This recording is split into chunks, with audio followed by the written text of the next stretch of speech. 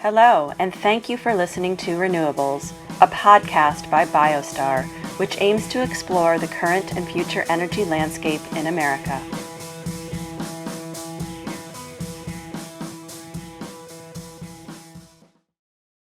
Hi, everybody. Welcome back to RENEWables. I'm your host, David Smart, Senior Vice President of Sales at BioStar RENEWables. Thank you to all of our listeners and viewers for tuning in. The podcast is continuing to grow, and we're super appreciative of everybody who is hopping into Anchor or Spotify or Apple Music, wherever you listen to your podcasts, clicking that follow button. We really, really appreciate it. And it's been really awesome to see the growth of the podcast. Really pumped about this week's episode with Verne. Verne is a really interesting company that I've learned about recently, who is breaking through some of the barriers in the hydrogen market. And that's a pun, because they're also some of the most recent breakthrough energy fellows, which is a fantastic accomplishment. And we're going to talk about what that means and why that's important. But without further ado, I'd like to introduce Ted McKlveen, the CEO and co-founder, as well as Bav Roy, the COO and co-founder of Verne H2. Gentlemen, thank you so much for being on the podcast. Yeah, great. Thank you so much for having us, David. Really excited to be here with you today and to share about Verne and the hydrogen storage technology we're building. Yeah, David, thank you for the time. We're excited to talk about Verne. Absolutely. I'm excited too. This is very topical right now. No matter what sort of part of the renewables or fuel sectors you're in, it seems like hydrogen, the buzz around hydrogen just continues to grow. And it's a topic that, frankly, we haven't spent a lot of time covering on the podcast. So really appreciate you being here. Let's just set the stage a little bit, kind of tell our listeners and viewers about yourselves and how you ultimately, about your background and how you ultimately came together to found Verne.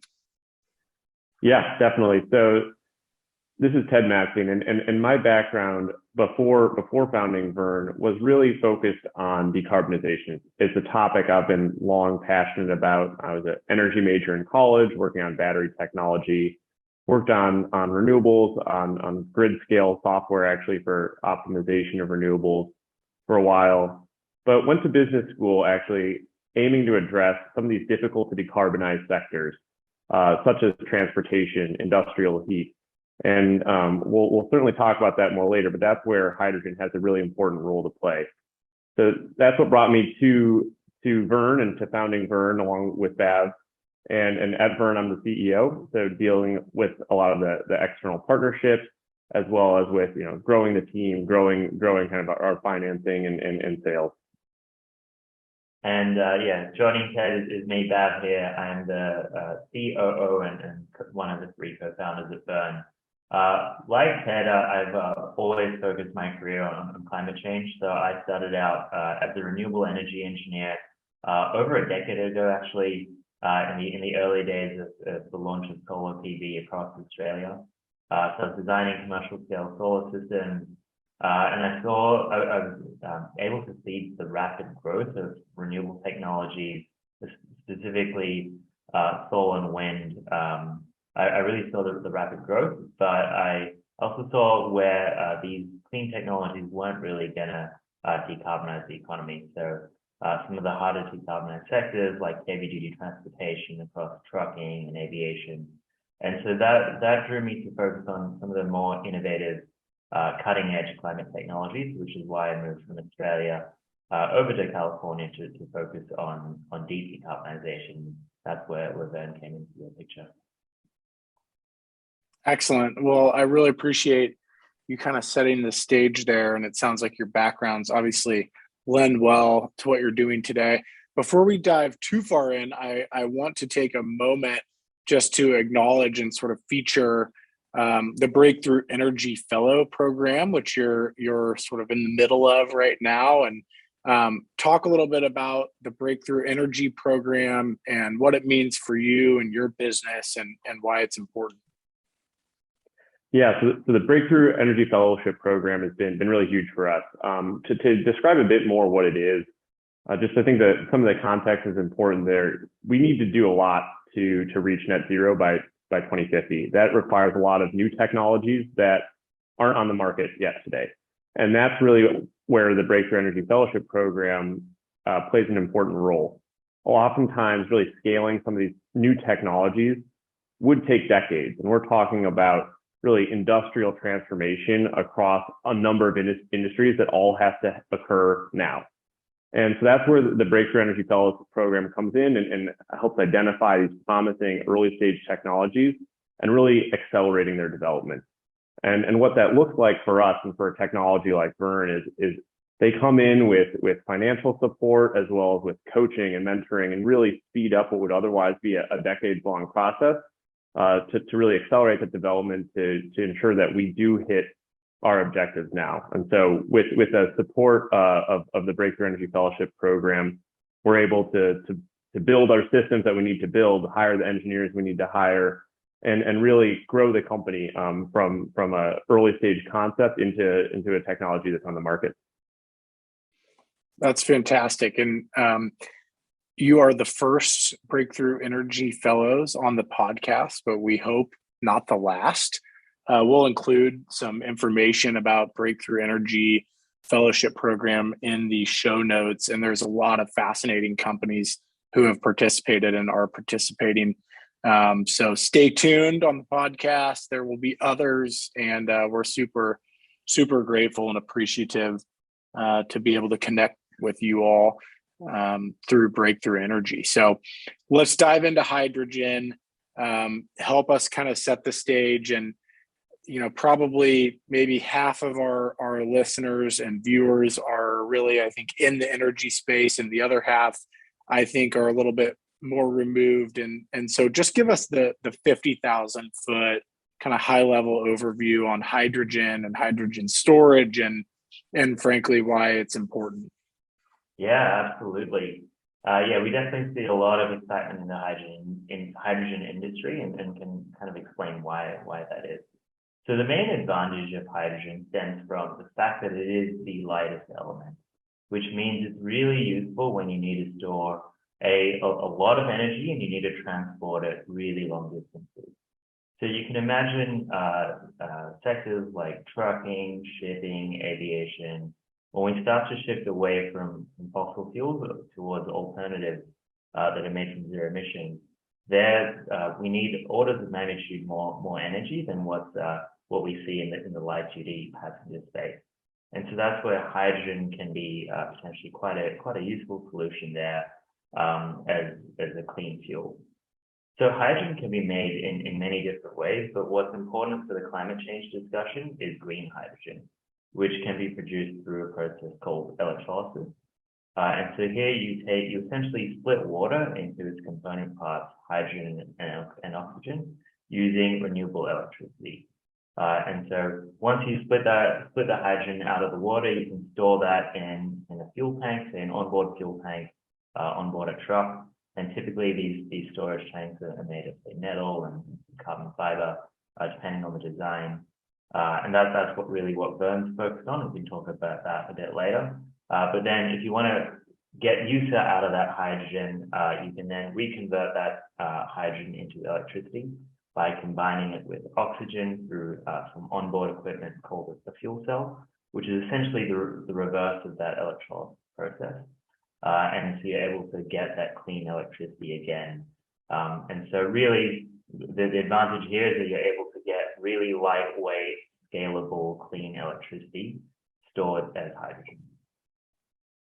Excellent. And talk about some of the challenges, because I think, overall we're sort of in the infancy of it, right? And so talk about some of the challenges around. You just made it sound very easy, but talk about some of the challenges and sort of why it hasn't been adopted and how we can, start to solve some of those challenges and accelerate adoption. And I think that'll be a good segue into your technology and really how it works. Yeah, definitely. And so a lot of the challenges actually are based on some of the benefits that Bav was mentioning. It is a light element, it's a small element, which makes it very challenging to store and transport.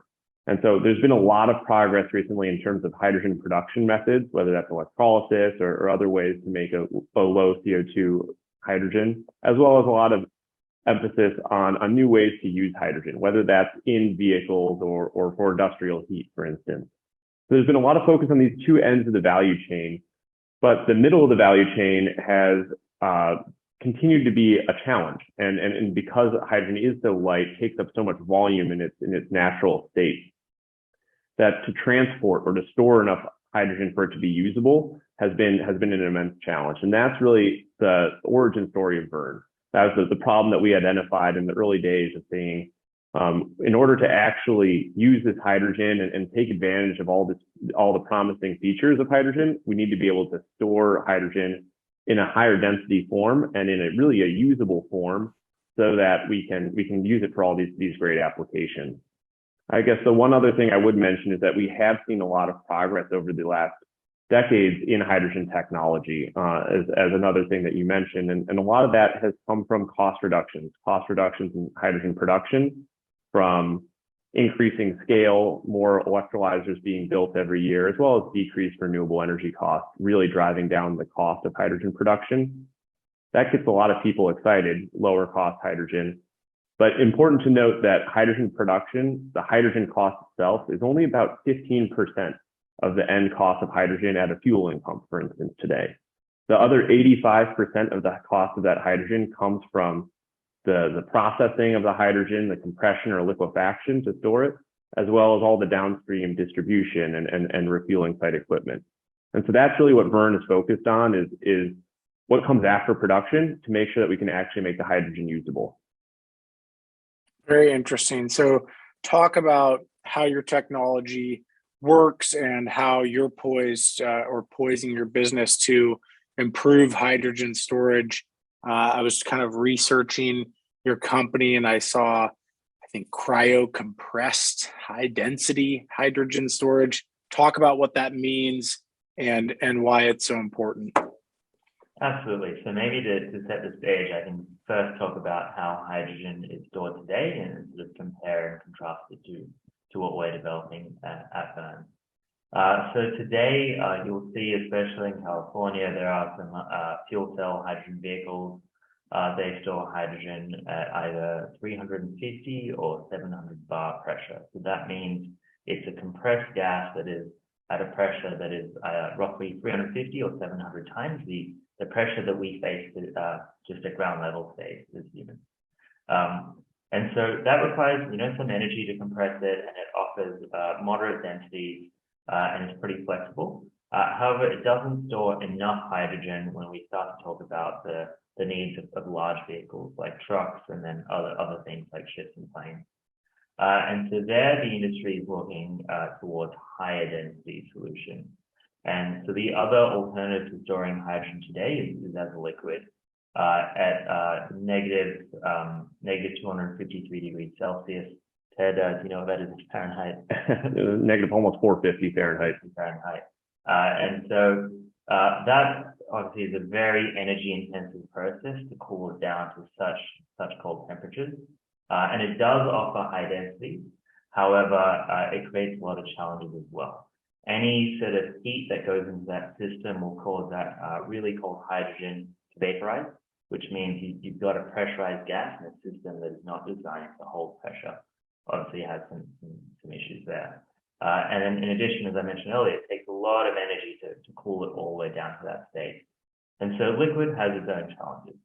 And so what we're developing is a new third way to store hydrogen called cryo-compressed hydrogen, which is technically, it's not a gas, not a liquid, it's the best of both worlds. It's a supercritical fluid, but we like to think of it as a cold gas. So what it is storing hydrogen at moderately cold temperatures and at moderate pressures.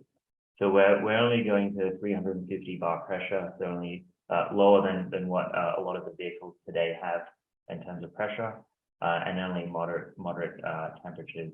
But the advantage is that we get to high density of hydrogen, equivalent to that of liquid, if not slightly higher, without having to go all the way to that cold state.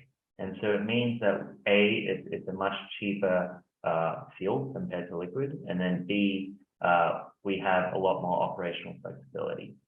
So compared to liquid, we have a lot of advantages in terms of flexibility and cost, and also compared to compressed gas, we double the onboard storage density, which means that fuel cell vehicles can go twice as far with the same number of storage tanks.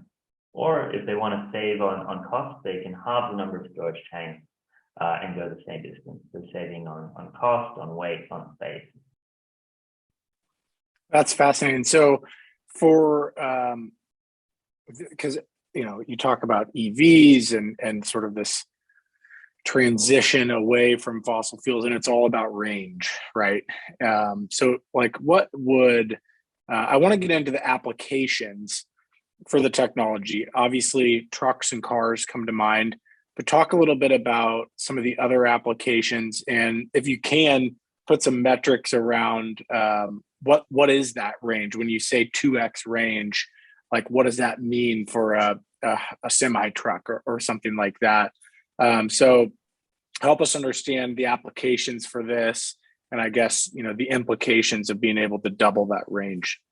Yeah, definitely. And so you mentioned it right off the bat there. Trucks really is our first market that we're going after. And just to put the numbers on it, a battery electric truck today could go 150 to 200 miles or so.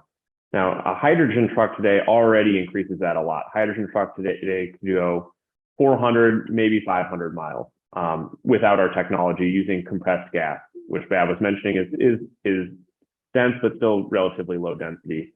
So by more than doubling that, we're able to allow trucks to go 1,000 miles. And we're talking these big semi trucks, Class 8 trucks go 1,000 miles per fill. And that's important because that's how far they can go today. They can go 1,000 miles with diesel. And so we're really giving them that diesel equivalent range, diesel equivalent performance, but with zero emissions. So that's 1,000 miles range relative to around 400 or 500 that they could get with hydrogen today. And that 200 or so that they get on battery electric. Other important applications that are really in the near term for hydrogen are mining haulage trucks. That's another market that we're actively going after as well. We'll need a lot of new metals to do this pretty sizable transition to renewable power and just to zero emissions across the economy. And that will require mining, and these big mining haulage trucks that carry 200 to 400 tons of payload. To power those trucks, these trucks operate 24 hours a day. So in the mining context, they think less about range and more about hours of operation.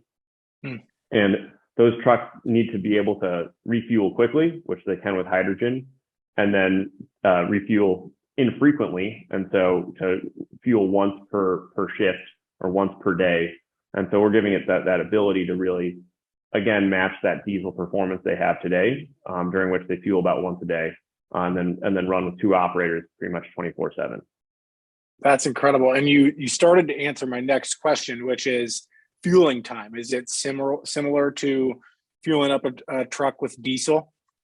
Yeah, definitely. So that is really one of the advantages. You get that long range, but the fueling time for a truck, for a Class 8 semi truck, that's about 10 to 20 minutes, same as diesel.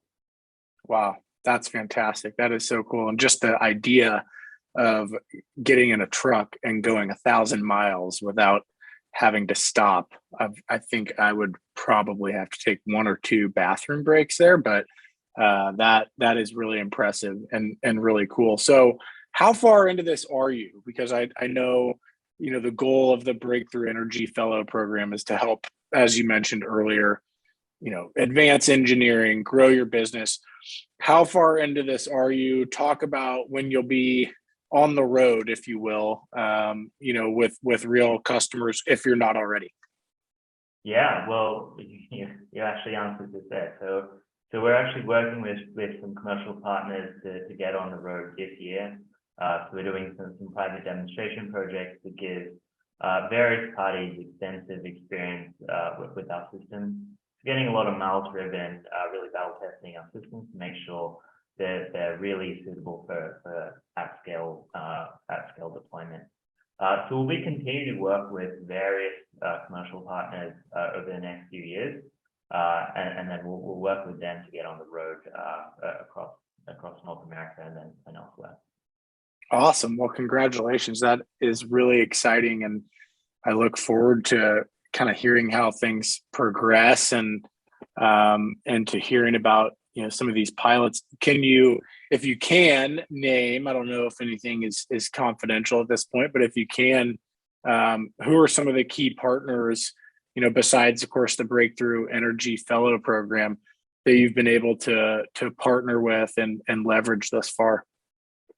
Yeah, so it's going to take really a lot of actively engaged partners and participants to get this off the ground. And so really across the value chain, we've been working with a number of different companies, whether that's on the vehicle side or on the refueling side, to really make the progress we've made so far. Unfortunately, a lot of that is quite confidential at this stage, but what we have announced and can share is that some of our other financial support beyond the Breakthrough Energy Group has come from Amazon's Climate Pledge Fund as well as Caterpillar. And so really appreciate the buy-in from those two entities in terms of what we're doing and what we're building in the hydrogen ecosystem. I probably couldn't have dreamt up two better partnerships or supporters for this type of company. So that's fantastic, and congratulations on that. So as we kind of wrap up here, it sounds like on the road pilots, if you will, this year, but talk about the next 5 years and 10 years as you look into the future. What excites you the most, and what do you dream about? We won't go to the nightmares, but what do you dream about at night for the next 5 and 10 years and beyond? Yeah, so 5 years from now, I think the exciting thing for us at Verne is we'll have scaled up our manufacturing and really be producing a lot of units that have our hydrogen storage tanks on board. And so that will be serving these large fleets that have these large semi trucks, and we'll be rolling those out. So it'll go from right now where we're doing these pilot programs to really being something that is out in the market with truck fleets. Now go out another 5 years, 10 years from now, the thing that excites me is I think we'll be in a different world where when you're on the road driving, you're surrounded by zero emission vehicles. And I think that will really have an impact that people can feel. It's going to be lower emissions, of course, CO2 emissions, but also lower smog and other particulate emissions. It's just going to be a cleaner world with less noise pollution, less pollution from the vehicles, certainly less climate change contributing CO2 emissions. And that's what gets me really excited thinking about 10 years from now, where you can be driving down the freeway, going wherever you're going, and be surrounded by zero emission vehicles. I'm just excited to not have to stop at the gas station. That sounds, or at least as often. So, and there was one other thing I wanted to ask: is there an aviation play here? Do you see a day where this will be important, for airplanes as well? Yeah. So, when we think about our applications beyond just those first two beachhead markets I mentioned, maritime and aviation are really important sectors to address with hydrogen, as they also have these really high power requirements that Bav was mentioning earlier. So electrifying those with just battery electric will be quite challenging. So when we think about maritime and aviation, they're definitely on our radar and on our roadmap. That's great. That's fascinating. Well, really, really appreciate both of you taking some time. I know you're both busy guys, and really appreciate you coming on the podcast. This has been really great to learn more about your company, and a pleasure to get to know both of you. As we wrap up here, tell our listeners and viewers where they can find you online. We'll include what we can in the show notes, but for those who want to learn more and want to follow along, how can they find you online? Yeah, thank you. Thank you so much for having us today. Really appreciated the opportunity to share what we're building at Verne, and our vision for heavy duty transportation powered by hydrogen in the future. You can find us at our website. Just search VerneH2.com, www.verneh2.com. Probably the best landing point, and you can get to our LinkedIn and everything from there. Yeah, just reiterating what Teddy said. Thank you, David, for your time, and thank you all the listeners for listening to what we had to say about Verne and the potential for hydrogen to really decarbonize heavy duty transport. Excellent. Well, I really appreciate you coming on, and I hope you'll come back as you kind of continue to get to scale here. We'll be super interested to catch up. And like I said, thank you so much. This has been fascinating to learn about your technology. To our listeners and viewers, thank you. We really appreciate your support. We couldn't do it without you. And this has been another episode of RENEWables. Make sure to hop into Spotify or Apple Music or wherever you listen to podcasts. Give our podcast a follow so you don't miss an episode. We've got a lot of exciting episodes coming up. And Ted and Bav, have a great one, and we'll be in touch soon. Thank you so much. Great. Thank you. Thank you. Hello, and thank you for listening to RENEWables, a podcast by BioStar, which aims to explore the current and future energy landscape in America.